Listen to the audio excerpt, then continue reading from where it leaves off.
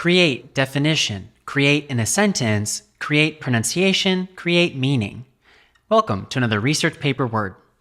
American pronunciation of create. Create. Cre-ate. Create.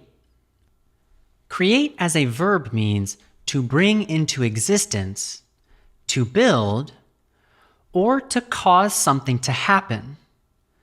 Common usages in academic writing: to create a model, to create a novel approach, to create ideas.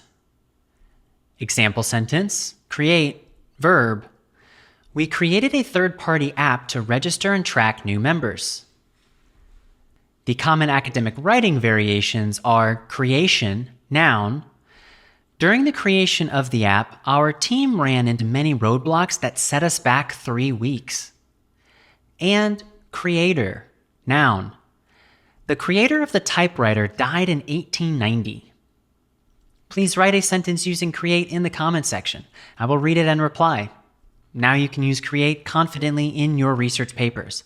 Like and subscribe, and I'll see you in the next research paper word video.